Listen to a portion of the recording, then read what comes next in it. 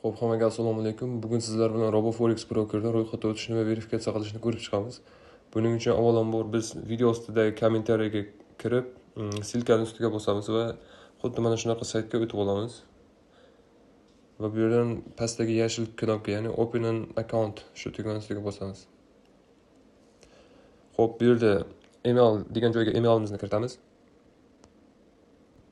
Va bu yerda first name degan joyga esa ismimizni kiritamiz.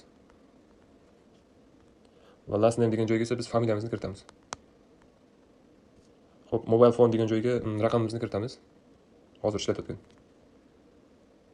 Va bu yerda agar men bilan hamkorlikda masalan qanaqadir pul ish yoki u narsada muammo bo'lsa, men bilan hamkorlik qilsanglar, qanaqa muammo bo'lsa, menga bemalol murojaat qilishinglar mumkin. Va bu yerda partner agent ID degan joyga SFTN. Va bu yerda ptichkani bosib register tugmasini bosamiz. Xo'p, bizda bu yerda akkaunt ochildi va bizning qiladigan ishimiz bu birinchi o'rinda verifikatsiyadan o'tib olish. Buning uchun Getting Started degan tugmaga bosib, mana bu yerdagi Verify Personal Data, Verify ustiga bosamiz. Xo'p, bu yerda ko'rib turganingizdek, bu yerda status bizda barchasi no bo'lib turibdi, ya'ni hali verifikatsiyadan o'tmagan. Buning uchun verifikatsiyadan o'tish uchun ko'k ustiga bosamiz va bu yerda send kodni bosamiz va bu yerda bizga Gmailimizga xabar keladi, kod keladi. O'sha kodni bu yerga kiritamiz.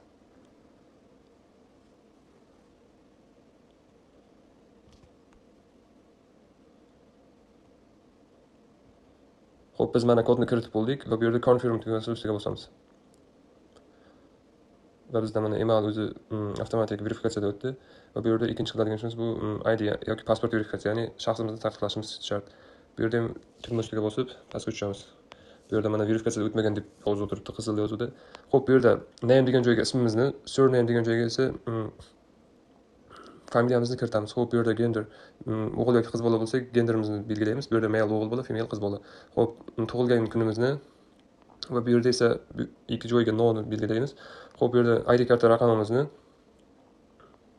va qayerda tomonidan berilganini va qachon berilganini va qaysi davlatlarimizni belgilaymiz. Xo'p, bu yerda esa choose file degan joyga biz ID kartamizning yoki pasportimizning tiniq suratini bu yerga to'g'ri qilib yuklaymiz. Muammo bo'lmasligi uchun tiniq holatda yuklashni tavsiya etaman.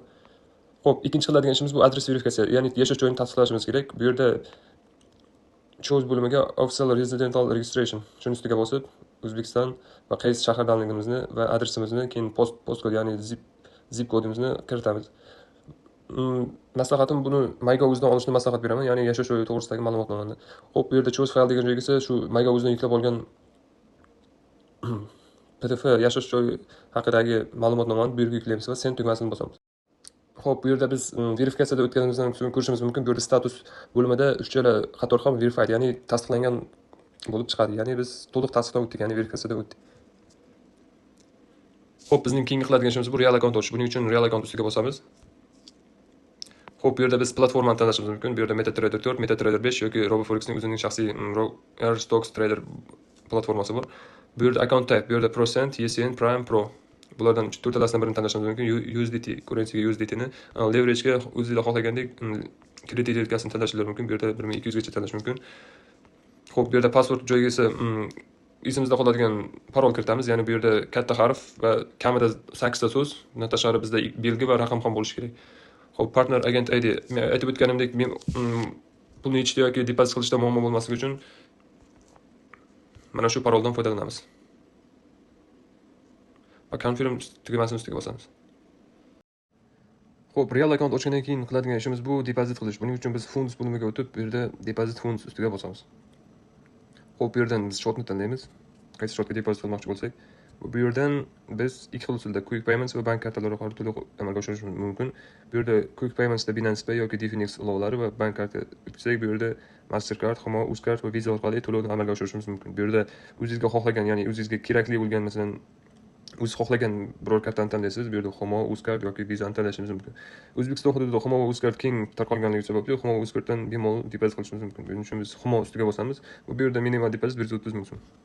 Qancha depozit qilmoqchi bo'lsak, o'shani tanlab olamiz. Masalan, 1 million desak, bu yerda continue tugmasini bosib, bemalol to'lovni amalga oshirishimiz mumkin. Keyingi qiladigan ishimiz bu real account ochib olganimizdan so'ng, depozit qilganimizdan so'ng akkauntni MetaTrader 5 platformasiga ulash. Buning uchun biz MetaTrader 5 platformasiga o'tamiz va bu yerda RoboForex deb qidiramiz. mana chiqdi. Xo'p, bu yerda account turini tanlaymiz, pro yoki SN. Va enter login degan joyga biz mana bu loginni nusxa olib bu yerga joylaymiz va account ochayotganimizda yangi yaratgan parolimizni password degan joyga kiritamiz. Va hammasi tayyor bo'lgandan so'ng